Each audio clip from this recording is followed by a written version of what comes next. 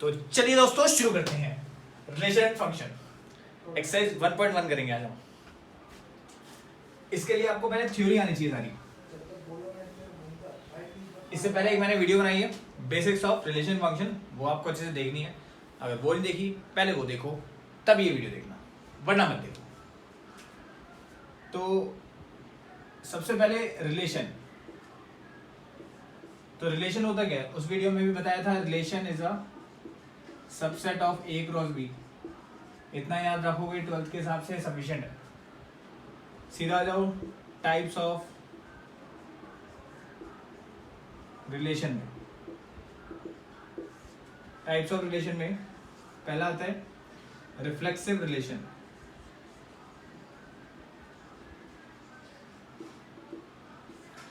अब इस चैप्टर में आपको बहुत ज़्यादा ध्यान रखना है कि कैसे आपको चीज़ें लिखनी है अच्छे से, ठीक है। जैसे कि रिफ्लेक्सिव रिलेशन है, इसका मतलब क्या है। रिफ्लेक्सिव रिलेशन को आप जब भी रिफ्लेक्सिव रिलेशन आपके पास आएगा, आपको ये स्टेटमेंट याद रखनी है, ए बिलोंग्स टू आर। इसको रीड करेंगे, ए बिलोंग्स टू दिस रिलेशन, या फिर ए रिलेटेड टू ए, ठीक है। इसको अच्छे से लिखो। कैसे रीड करेंगे, रीड एज, साथ साथ लिखते रहो, ए बिलोंग्स टू रिलेशन। ये जो आर है ये रिलेशन का आर है, और ये इसको कैसे रीड करेंगे, ए रिलेटेड टू ए। समझ आया कुछ? ओके। इसके बाद इसको समझने के लिए एक एग्जांपल लेते हैं। मान लेते हैं एक घर है, हर घर में एंट्री करने के कुछ ना कुछ रूल्स हैं। जैसे कि इस घर में रूल है कि वो दोनों की शक्ल सेम होनी चाहिए, मतलब एग्जैक्टली दोनों बच्चे जुड़वा होने चाहिए। दोनों दोस्त तो जुड़वा नहीं हो सकते, दोनों बच्चे जुड़वा होने चाहिए, ठीक है। तो तभी वो इस घर में एंट्री कर सकते हैं। हर घर के अलग अलग रूल होते हैं ना। जैसे कि आप मूवीज देखने जाओगे तो उसमें बच्चा 4 साल से बड़ा होना चाहिए। ऐसे बहुत सारे अलग अलग रूल्स होते हैं। तो सेम इस घर में भी एक रूल है कि दोनों जुड़वा होने चाहिए। तो इसका मतलब अगर ए इस घर में जाएंगे तो क्या उसको जाने दिया जाएगा? हाँ सर, जाने दिया जाएगा। अगर ए और बी इस घर के अंदर जाएंगे, क्या उसको जाने दिया जाएगा? नहीं सर, इधर ए है इधर बी है, उन दोनों की शक्ल अलग अलग है, तो इसको नहीं जाने दिया जाएगा। तो यहाँ बोलेंगे A belongs to this relation. Maths के फॉर्म में 1 बिलोंग्स टू आर। मैंने बोला एक ऐसा मुझे दो पेयर बताओ, समथिंग कॉमा समथिंग, उन दोनों की शक्ल सेम होनी चाहिए, ठीक है। तो उन दोनों को सब्ट्रैक्ट करने पे एक इवन नंबर आए, वैसे तो इवन ही आएगा, या उन दोनों को सब्ट्रैक्ट करके वो नंबर एक रियल नंबर हो या फिर एक होल नंबर हो। तो अगर मैं यहाँ पे 1 और 1 लेता हूँ तो आंसर आएगा 0, और 0 एक होल नंबर में आता है। अगर मैं यहाँ पे 1 और 2 लेता हूँ तो 1 और 2 को सब्ट्रैक्ट करने पे माइनस का 1 या फिर डिफरेंस देखेंगे तो 1 आता है, ठीक है। तो अगर 1 और 2 लिया तो वो नहीं करेगा, 1 लिया तो करेगा। तो इसको कैसे याद रख सकते हो? इस घर वाले एग्जाम्पल से दोनों की शक्ल सेम होनी चाहिए। ये वाला एग्जाम्पल आप याद रखो। इसके बाद आता है सिमेट्रिक। रिफ्लेक्सिव के बाद आता है अगला रिलेशन सिमेट्रिक।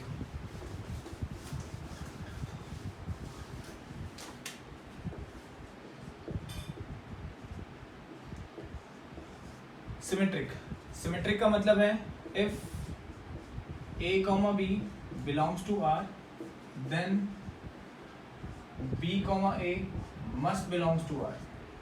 इसको दूसरा फॉर्मेट क्या है लिखने का, if A related to A A related to B, then B related to A.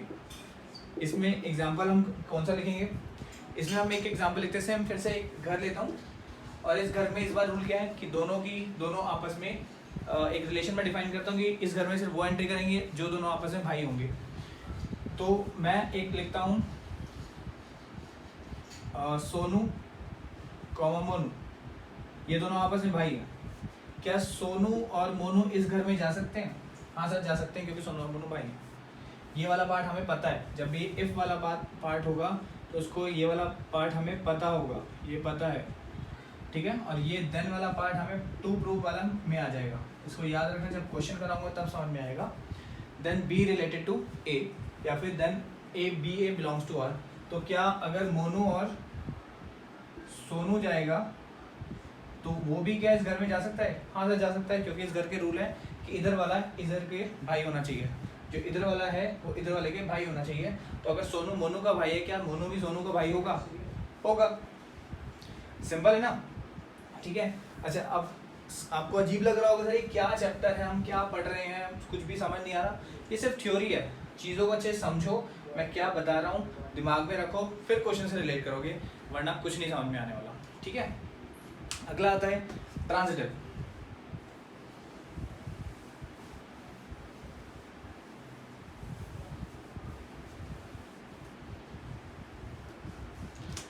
Third है ट्रांजिटिव।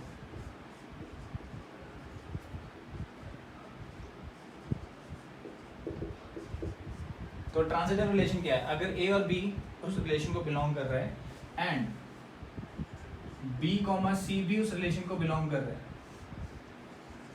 देन ए जो है वो बिलोंग करेगा आर को। ठीक है। इसको दूसरे तरीके से कैसे लिखेंगे?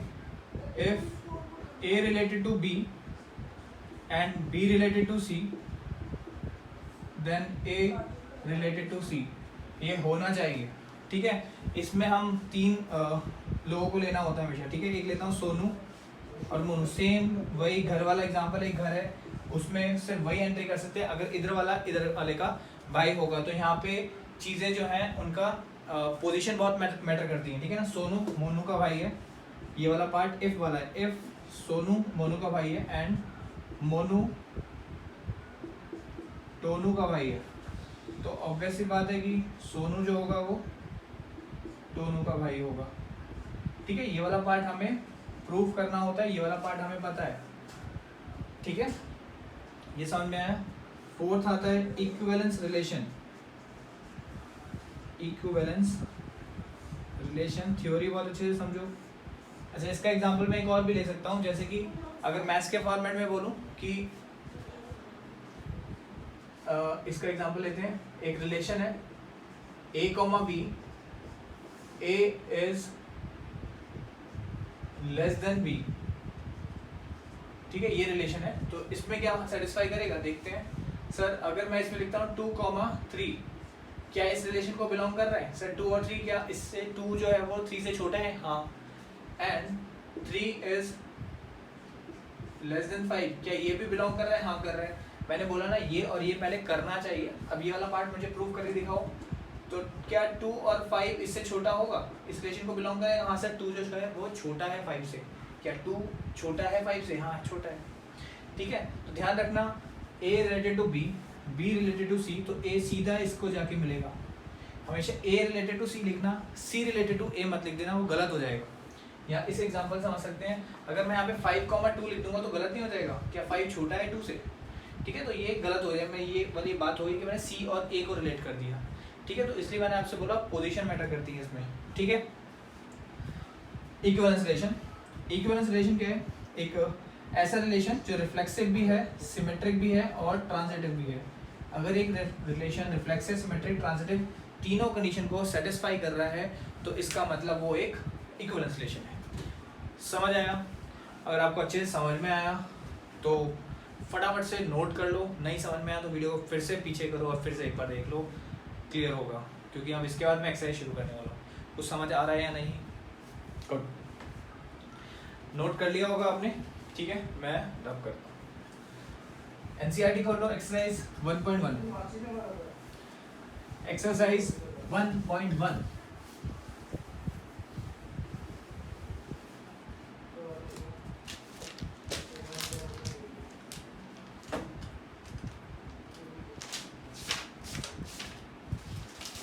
जैसे कि पहला है, अब इन क्वेश्चन से हमें बहुत कुछ समझ में आएगा। ठीक है ना?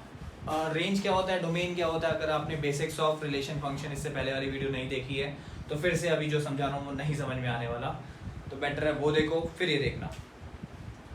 एक्सरसाइज 1.1 क्वेश्चन नंबर 1 में लिखा है, एक सेट है A, उसके अंदर कुछ एलिमेंट्स हैं 1 2 3 और ऐसे चलते जा रहे हैं कब तक? जब तक 14 नहीं आ जाता। और ये सारे नेचुरल नंबर हैं। डिफाइन आर, अच्छा ऐसा कुछ लिखा नहीं है, बस 1 से लेकर 14 तक है। ठीक है। और एक रिलेशन डिफाइंड है x and y, such that 3x minus y is equal to 0, 3x minus y is equal to 0 ऐसा लिखा हुआ है, ठीक है। तो इसको मैं चाहूँ तो चेंज करता हूँ, 3x minus y is equal to 0 को मैं लिख सकता हूँ, y को उधर ले आता हूँ, y is equal to 3x, ठीक है। और यहाँ पे जो है x and y belongs to a होगा।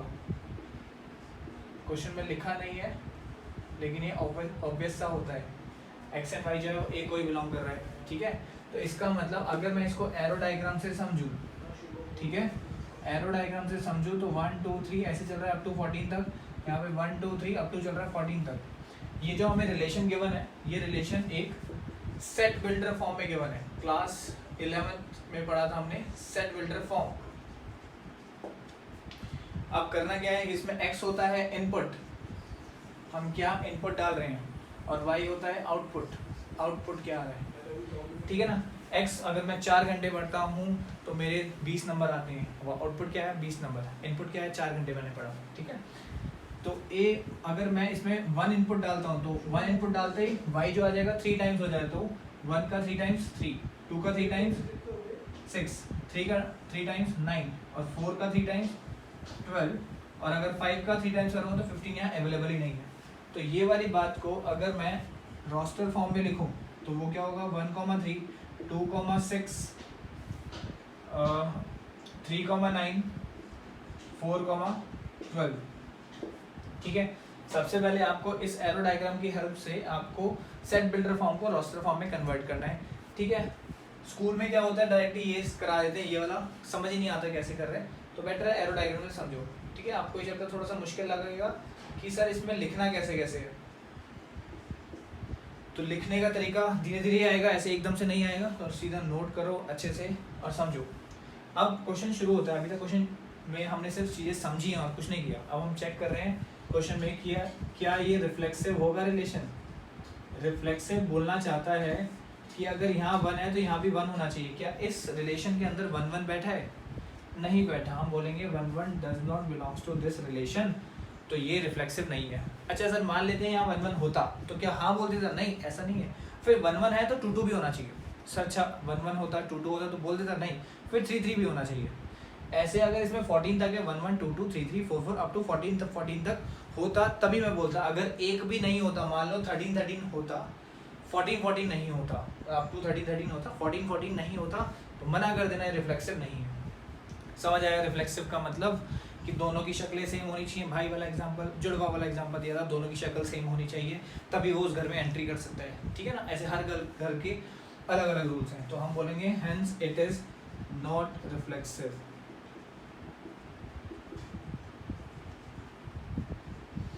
अब आता है सिमेट्रिक। सिमेट्रिक के लिए आप पीछे देखो एक बार, क्या कंडीशन लिखवाई है? If A B belongs to R and if A B belongs to R then B A must belongs to R. तो ये कैसे चेक करना है? यहाँ पे लिखेंगे फॉर सिमेट्रिक, इनमें से कोई भी एक पेयर उठाओ, जैसे कि 1,3 उठाता हूँ। अच्छा 1,3 उठाया जो कि इस रिलेशन को बिलोंग कर रहा है, उसको स्टेटमेंट को अच्छे से पढ़ना, ठीक है ना। वो स्टेटमेंट यहाँ लिखनी भी होती है, जैसे यहाँ पे ए बिलोंग्स टू आर, इसका मतलब है, ठीक है। तो यहाँ पे भी वो स्टेटमेंट चाहे लिख लो, खुद को याद भी होगी और पता भी चलेगा। इनकेस आपका नीचे वाला पोर्शन गलत भी होता है तो एग्जाम में आपको थोड़े मार्क्स मिल जाते हैं इस चीज़ के, जो आपने लिखा है वो एटलीस्ट स्टेटमेंट आपने करेक्ट लिखी है। क्या 1 3 इसको बिलोंग कर रहा है? ठीक है, तो फ्लिप करके भी बिलोंग करना चाहिए। 3 1 3 1 कर रहा है, नहीं सर 3,9 कर रहा है, तो 3 1 तो कर ही नहीं रहा है। ओके, तो एक कर रहा है एक नहीं कर रहा, मतलब इधर वाला पोर्शन कर रहा है, एक ए बी वो तो करेगा, इफ वाले स्टेटमेंट करेगा। If A B belongs to R then B A must belongs to R. A B तो कर रहा है, ठीक है ना। वो स्टेटमेंट पीछे से देखोगे तो ऐसे लिखी हुई है, A B belongs to R, तो ये मैंने A B belongs to R लिखा है। इफ बोला था अभी, इफ वाला मुझे पता है, पता था ना ये। अब दूसरा वाला मैं चेक करना कि वो होगा या नहीं होगा। 3 1 नहीं आ रहा। अच्छा मान लेते हैं सर, अगर मान लो यार 3 1 होता तो क्या मैं हाँ बोल देता कि हाँ भाई है? नहीं, आगे फर्दर भी चेक करने होते हैं। अच्छा सर मैं तो फिर अगर ये तो चलो सिर्फ 14 एलिमेंट्स थे इसके अंदर और आपके सिर्फ 4 ही ऑर्डर पेयर है, ठीक है। तो इसका मतलब अगर मैं यहाँ पे 100 बंदे होते, यहाँ 100 बंदे होते और ऑर्डर पेयर में करीबन 300 बंदे आ जाते, तो क्या मैं बैठ के एक एक चेक करता रहूँगा? हाँ चेक करते रहोगे। ओके 300 करना पॉसिबल, अच्छा यहाँ पे 1000 होते, यहाँ 1000 होते, हाँ सर पॉसिबल तो 1000 करना भी है, लेकिन क्या 3 घंटे के एग्जाम में 1000 करने के लिए वो बोलेगा?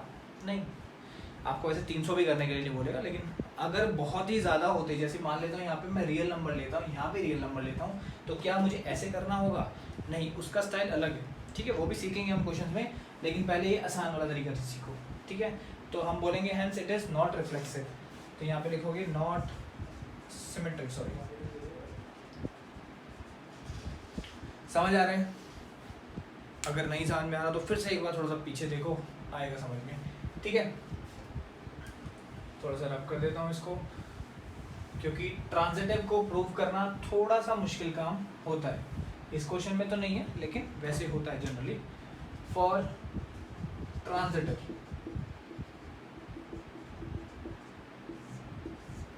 अब ट्रांजिटिव के लिए क्या होगा?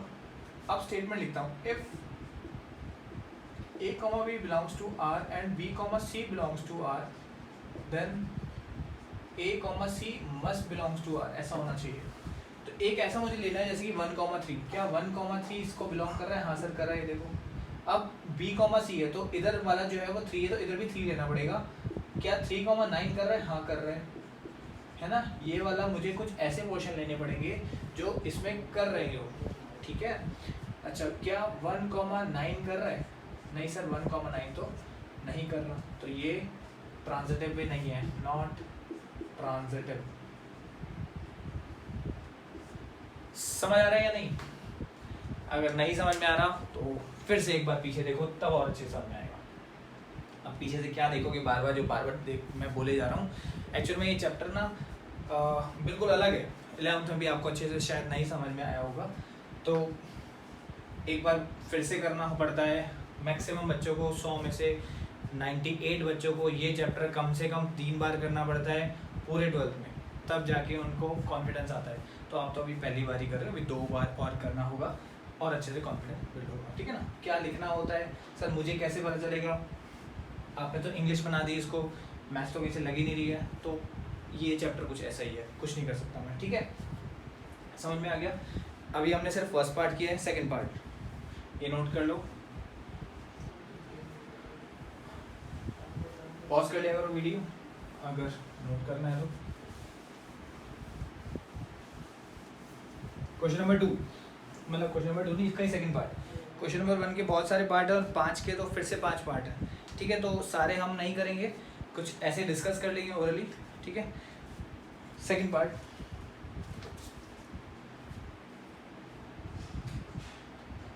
लिखा हुआ एक रिलेशन है R। अच्छा, क्वेश्चन में ये भी लिखा था, अच्छा अगर क्वेश्चन में जो इससे पहले वाला क्वेश्चन था उसमें ये बोला जाता कि वो इक्विवेलेंस रिलेशन है, नहीं। इक्विवेलेंस के लिए तीनों एट अ टाइम एप्लीकेबल होना चाहिए, मतलब वो रिफ्लेक्सिव भी होना चाहिए, सिमेट्रिक भी होना चाहिए और ट्रांजिटिव भी होना चाहिए, ठीक है। x, y such that y is equal to x plus 5 and x is less than 4।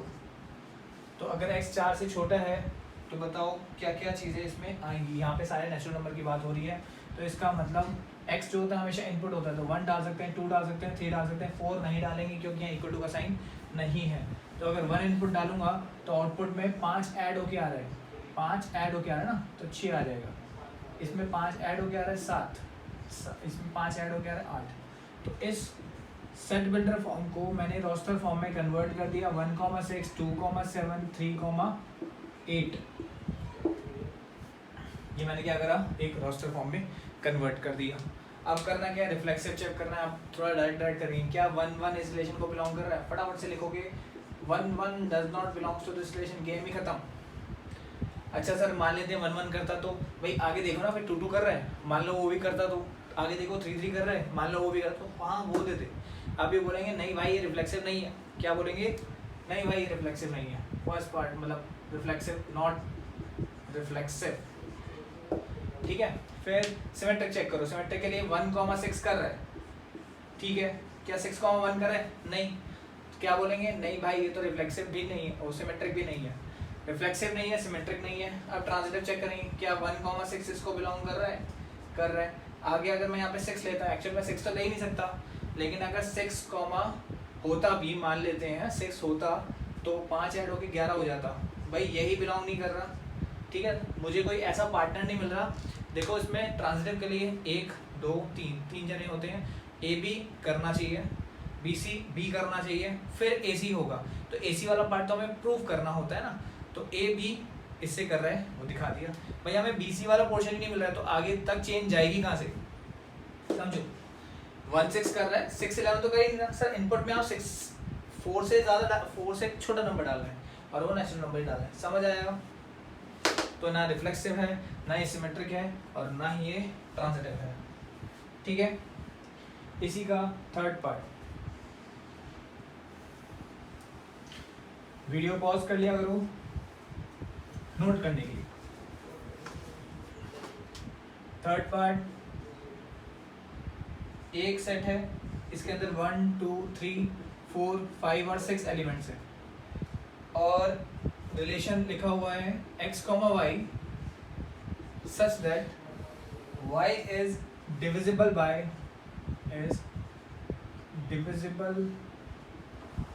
x। तो बहुत ही बढ़िया क्वेश्चन है, थोड़ा आपके कॉन्सेप्ट भी समझ में आएंगे कि आपको क्या समझ आता है मैथ्स में, थोड़ी इंग्लिश थोड़ी अच्छी होनी चाहिए। देखो जब भी मैं x, y लिखता हूँ, ठीक है, तो यहाँ पे ये बोलना चाहता है कि ये वाला नंबर इससे डिविजिबल होना चाहिए, ठीक है।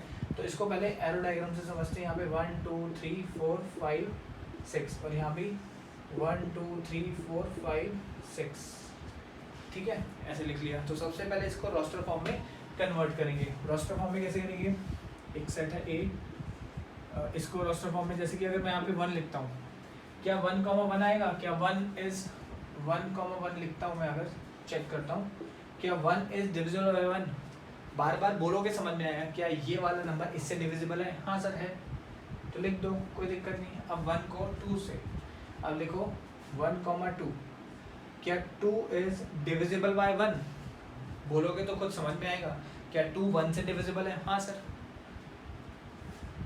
1 4, हाँ सर 4 इज डिविजिबल, तो 1 से तो सारे आएंगे है ना। 1 3 में मिस कर दिया मैंने, 1 4 फिर से रिपीट कर दिया मैंने, 5 1 6। अब 2 से चेक करते हैं। अब 2 1, क्या यहाँ पे 2 1 आएगा, चेक करते हैं। क्या 1 इज डिविजिबल बाय 2, क्या 1 को मैं 2 से डिवाइड करूँगा, क्या रिमाइंडर 0 आएगा, नहीं आएगा रिमाइंडर 0, ठीक है, डेसिमल में आ जाएगा। तो 2 1 नहीं आएगा। क्या 2 2 आएगा, हाँ आएगा। क्या 2 3 आएगा, चेक करता हूँ, 2 3, क्या 3 2 से डिविजिबल है, नहीं, 1.5 आएगा। फिर अब यहाँ पे क्या लिखेंगे, 2 इधर लिखा तो 4, क्या 4 2 से डिविजिबल है, हाँ, ठीक है ना। अब 2 5, क्या 5 2 से डिविजिबल है, नहीं। अब क्या 2 6 आएगा, क्या 6 2 से डिविजिबल है, हाँ। आप समझ रहे हो सर, अभी तो 6 एलिमेंट है, मान लेते हैं यहाँ पे 20 एलिमेंट होते हैं, यहाँ पे 20 एलिमेंट है, तो यही करने में मुझे 5-7 मिनट तो यही लग जाते हैं, और ये क्वेश्चन ऐसे तो 2 नंबर का आएगा। तो उसकी अभी टेंशन मत लो, कौन कितने नंबर का आएगा, अभी कॉन्सेप्ट सीखो पहले, ठीक है। अब 2 से मैंने कर लिया, 3 से करो फटाफट से, अपने साथ साथ करो। 3 1 लिखता हूँ, क्या सही है, क्या 1 डिविजिबल है, नहीं। 3 2 लिखता हूँ, क्या ये सही है, नहीं। 2 3 से डिविजिबल नहीं, क्या 3 3 लिखता हूँ, सही बात है। 3 6 आएगा, सीधा मैं डायरेक्ट लिख देता हूँ, आप भी लिख सकते हो। क्या 4 1 आएगा, नहीं। 4 2 आएगा, चेक करते हैं, क्या 2 4 से डिविजिबल है, नहीं। क्या 4 3 से, नहीं। 4 4, अब 5 लिखूंगा, और 5 के साथ 1 नहीं, 2 नहीं, 3 नहीं, 4 नहीं, 5, सीधा 5 आ जाएगा, ठीक है। अब करेंगे 6 के साथ, क्या 6 1 से डिविजिबल है, नहीं। क्या 2 से डिविजिबल है, देखो ना, 6 1 लिखता हूँ, 1 इज डिविजिबल बाय 6, नहीं। क्या 2 लिखता हूँ, 2 इज डिविजिबल बाय 6, नहीं। 3 भी नहीं, 4 भी नहीं, 5 भी नहीं, सीधा 6 ही आएगा। तो इतने एलिमेंट हो, 1 2 3 4 5 6 7 8 9 10 11 12 13 14, तो टोटल 14 ऑर्डर्ड पेयर हो गए इसके अंदर। हालांकि ये पूछा नहीं था, लेकिन आपको समझाने के लिए मैंने इतना सब कुछ कर दिया। नहीं भी करते तो भी काम बन जाता, लेकिन अभी क्वेश्चन में हर एक चीज करो, शुरुआत है अभी। अब क्या करते हैं, रिफ्लेक्सिव चेक करते हैं। रिफ्लेक्सिव के लिए क्या करना होता है, क्या इसमें 1 1 आ रहा है, हाँ सर। 2 2, हाँ। 3 3, 4 4, 5 5, 6 6 आ रहा है, तो बहुत ईजी है ये तो लिखेंगे 1 1 2 2 ऐसे अप टू 6,6 तक सारे ही बिलोंग कर रहे हैं इस रिलेशन को, हेंस इट इज रिफ्लेक्सिव। अगर इतनी बात समझ में आ गई है तो अभी जो मैं समझाने जा रहा हूँ तभी उस बात को समझना, वरना इग्नोर कर देना। अच्छा, मान लेते हैं सर यहाँ पे बहुत सारे एलिमेंट होते तो मैं क्या करता, सर सिंपल है, डॉट डॉट करके लिख देते। नहीं, मैं इतना सब कुछ भी नहीं करता। देखो स्टाइल क्या है, a कॉमा ए बिलोंग करना चाहिए इस रिलेशन को जब a is divisible by a। इधर वाला नंबर इधर वाले से हमेशा डिविजिबल होगा जब दोनों की शक्ल सेम होगी, है ना। हमेशा रिमाइंडर 0 ही आएगा, है ना। रिमाइंडर जो आएगा a डिवाइड्स a, ऐसे लिख सकता a डिवाइड्स a। इसको तो डिवाइड करेगा भाई, एक नंबर अपने आप से तो डिवाइड करेगा ही ना, तो इसका तो answer remainder must be equal to 0। यहाँ पूरा लिखना वरना कंफ्यूजन हो जाती है। Remainder must be equal to 0, hence it is reflexive. वो रिफ्लेक्सिव हो गया, ठीक है। तो ये रिफ्लेक्सिव हो गया। अच्छा, ये क्या बात हुई सर, ये मैंने यहाँ पे और लिख दिया, ठीक है ना। अच्छा, या तो हमने ऐसे लिख दिया या फिर एक दूसरा स्टाइल है। अगर ऊपर वाला पोर्शन समझ में आया है तभी ये वाला पोर्शन समझने की कोशिश करो, अदरवाइज इग्नोर कर दो। आगे बहुत सारे क्वेश्चन करेंगे, सब समझ में आएगा, ठीक है। अब हम करेंगे सिमेट्रिक के लिए, तो अच्छे से इसको नोट करो और फिर हम चलते हैं सिमेट्रिक के लिए। तो बार बार मैं आपका लिख रहा हूँ फॉर सिमेट्रिक। सिमेट्रिक में क्या करना है, सिमेट्रिक में if a, b belongs to R then b, a must belongs to R। ऐसा अगर होगा तो सिमेट्रिक होगा। तो एक कोई उठा लेते हैं, जैसे कि 1, 2 कर रहा है ना, 2 1 से डिवाइड करता है, बट ये इससे डिवाइड नहीं करेगा। भाई ये 2 नंबर है, ये वाला इससे डिवाइड कर रहा है, तो हर बार ज़रूरी है कि उधर उल्टा भी डिवाइड करे? नहीं, ज़रूरी नहीं है, ठीक है। तो ये नहीं करेगा तो नॉट सिमेट्रिक लिखेंगे कि भाई ये सिमेट्रिक नहीं है। क्या लिखेंगे? ये सिमेट्रिक नहीं है, लिखना इंग्लिश में, बोल सकते हैं हिंदी में, ठीक है। फॉर ट्रांजिटिव अब आता है थोड़ा सा मुश्किल वाला पोर्शन। ट्रांजिटिव में आप हमेशा थोड़ा सा फंसोगे। तो पहले स्टेटमेंट लिखते हैं। देखो statement, if a, b belongs to R and b, c belongs to R then a, c must belongs to R। तो एक ऐसा पेयर उठाओ जो इससे बिलोंग कर रहा है, जैसे कि 1, 2। कोई बढ़िया पेयर उठा दो, कोई बढ़िया पेयर तो मिल नहीं रहा शायद। 1, 4 मिल रहा है, 1, 4 मिला जो कि इसको कर रहा है। एंड 1, 4 के बाद 4, 4 मिला, ये भी कर रहा है।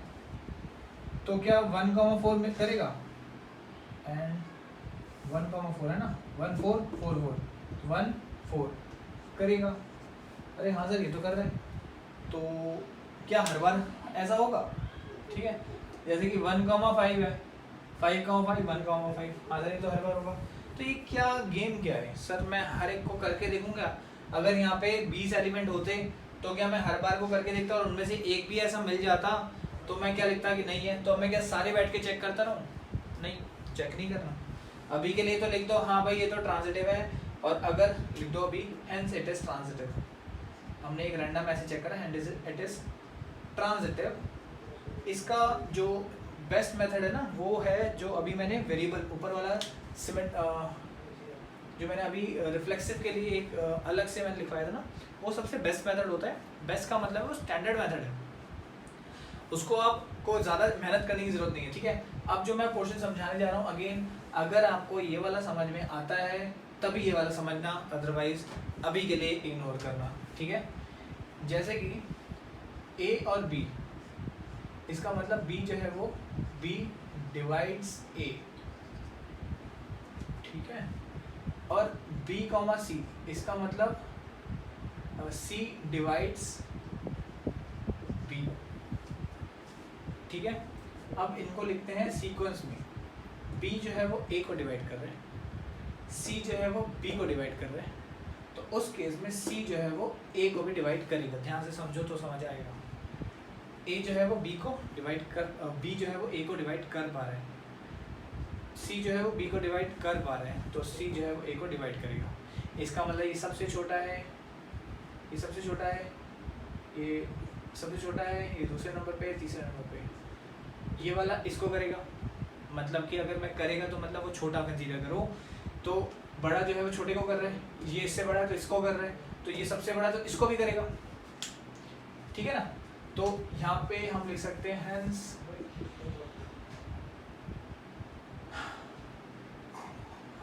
सी डिवाइड्स ए, तो C comma sorry A comma C must belongs to R. ये एक वेरिएबल वाले तरीके से लिखने का स्टाइल है। अगर नहीं समझ में आया तो इग्नोर करना, टेंशन मत लो बिल्कुल भी, ठीक है। अच्छे से नोट करो, आगे बढ़ते हैं, इसको अच्छे से नोट करो, आगे बढ़ते हैं अगले क्वेश्चन पे। क्वेश्चन नंबर 4, मतलब फर्स्ट का फोर्थ पार्ट अच्छे से नोट कर लो इसको।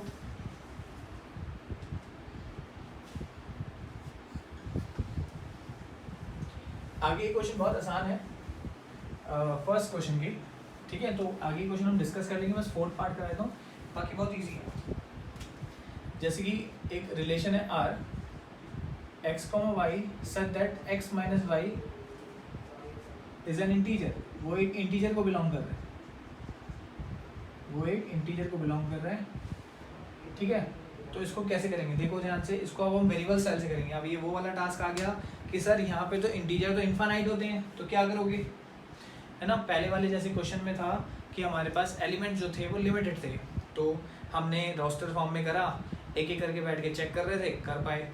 लेकिन अगर वहाँ पे भी एलिमेंट्स इनफाइनाइट हो जाते जैसे कि यहाँ पे हो गए हैं, तब क्या करते, ठीक है। तो ये वाला स्टाइल मजबूरी में मुझे वैसे करना पड़ेगा। जैसे कि पहले वाले क्वेश्चन में मैं आपको ऑप्शन दे रहा था, या तो ऐसे कर लो या ऐसे कर लो, लेकिन यहाँ पे ऑप्शन नहीं है, मजबूरी में अभी जैसे मैं कराऊँगा वैसे ही करना होगा।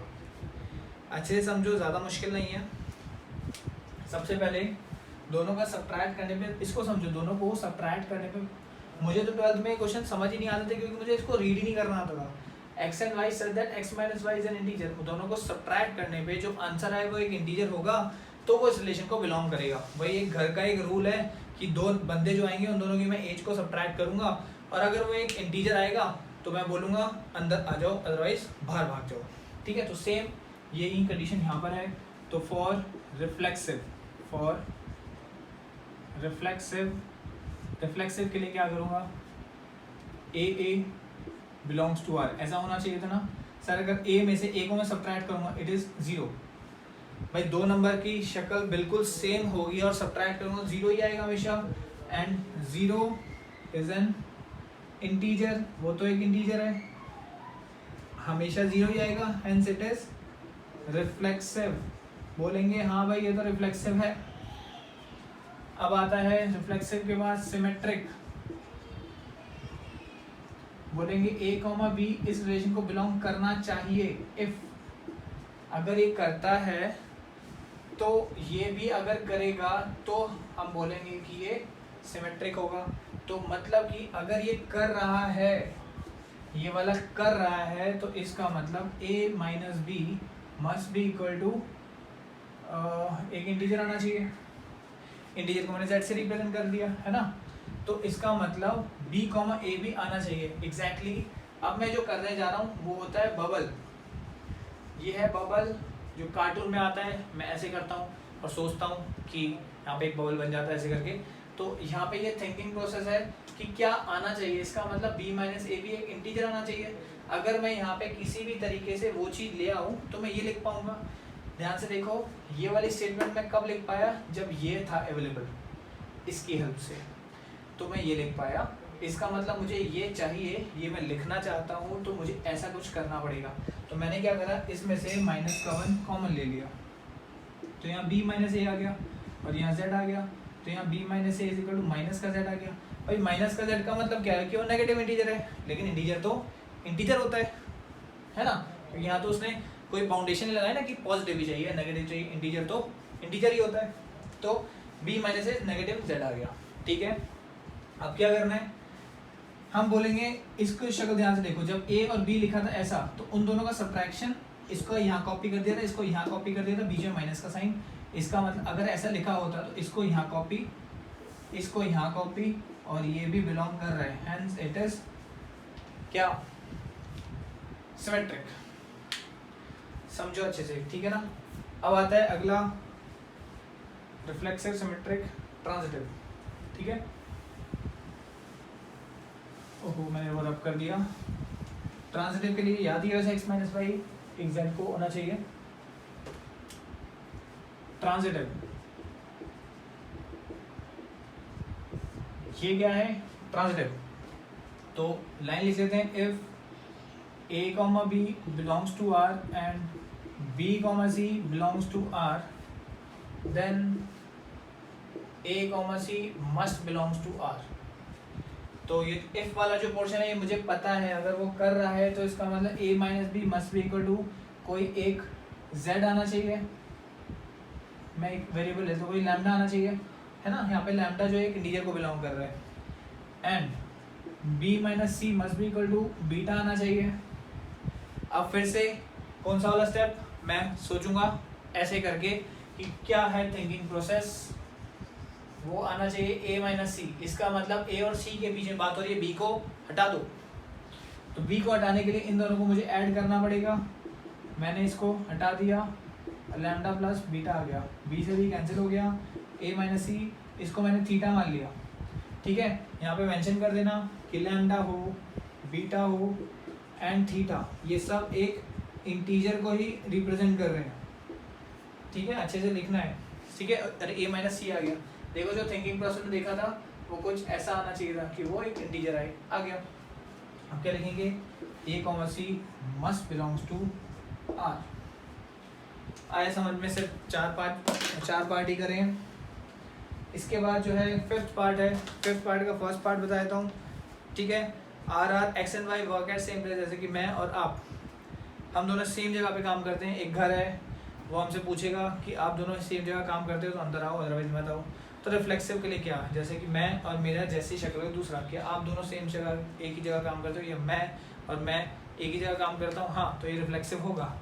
मैं और आप एक सेम जगह काम करते हैं और आप और मैं भी सेम जगह ही काम करेंगे, तो ये क्या होगा, रिफ्लेक्सिव भी होगा, सिमेट्रिक भी होगा। और ट्रांजिटिव के लिए क्या करना है, ट्रांजिटिव के लिए करना है कि अगर मैं और आप सेम जगह काम करते हैं, आप और ये तीसरा बंदा सेम जगह काम करते हैं, तो मैं और ये तीसरा बंदा भी सेम जगह काम करते होंगे, ठीक है ना। समझ आया। लोकेलिटी, जैसे कि जगह है तो लोकेलिटी भी सेम होगी। x is exactly 7 centimetre taller than y। अब ये वाला पार्ट थोड़ा अलग है, क्या मैं अपने आप से 7 सेंटीमीटर बड़ा हो सकता हूँ, नहीं, तो ये रिफ्लेक्सिव नहीं है, ठीक है। a must not be greater than 7 centimetre, 7 centimetre बड़ा नहीं होना चाहिए, है ना। इसके बाद आता है कि सिमेट्रिक के लिए अगर a और b, मैं आपसे 7 सेंटीमीटर बड़ा हूँ तो आप मुझसे भी 7 सेंटीमीटर बड़े होंगे, ये क्या लॉजिक हुआ, इलॉजिक हुआ, ठीक है। तो ये नहीं होगा, तो ये क्या नहीं होगा, ना ही रिफ्लेक्सिव होगा, ना ही सिमेट्रिक होगा, और ना ही ये ट्रांजिटिव होगा। मैं आपसे 7 सेंटीमीटर बड़ा हूँ, आप इससे 7 सेंटीमीटर बड़े हो, तो मैं इससे 7 सेंटीमीटर हूँ ना, मैं तो 14 सेंटीमीटर बड़ा हूँ, तो ये गलत हो गया। क्या हो गया, गलत हो गया। अगला आता है D part, X is a wife of Y. ये तो बड़ा मुश्किल है, मैं अपनी वाइफ कैसे हो सकता हूँ, मैं अपनी वाइफ कैसे हो जाऊँगा, ठीक है। तो रिफ्लेक्सिव नहीं होगा, ठीक है। मैं आपकी वाइफ हूँ, मैं आपकी वाइफ हूँ, तो आप मेरी वाइफ हो, गलत हो गया, आप तो मेरे हस्बैंड हुए, गलत हो गया ना। और एक्स और वाई, मैं आपकी वाइफ हूँ और आप इसकी वाइफ हो, तो ये थोड़ा अजीब है, कौन किसकी वाइफ है, कन्फ्यूजन हो रही है यहाँ तो बहुत ज़्यादा, ठीक है। मैं आपकी वाइफ हूँ और आप इसकी वाइफ हो, तो मैं इसकी वाइफ हो गया, पता नहीं। तो ये ना रिफ्लेक्सिव है, ना ये सिमेट्रिक है, ना ये ट्रांजिटिव है। Father, X is the father of Y, मैं आपका फादर हूँ, आप इसके फादर हो, तो मैं इसका फादर थोड़ा हो गया, मैं तो दादा हो गया ना, ठीक है ना। तो ये नहीं है, क्या नहीं है ना, रिफ्लेक्सिव सिमेट्रिक। बहुत ही आसान है और कभी नहीं आएंगे एग्जाम में, टेंशन मत लो, इसलिए मैंने कराया भी नहीं, ठीक है। अब अगली क्लास में हम करेंगे क्वेश्चन नंबर 2 से स्टार्ट। अगर आपको वीडियो पसंद आती है तो शेयर करो, सब्सक्राइब करो, लाइक करो, बाय।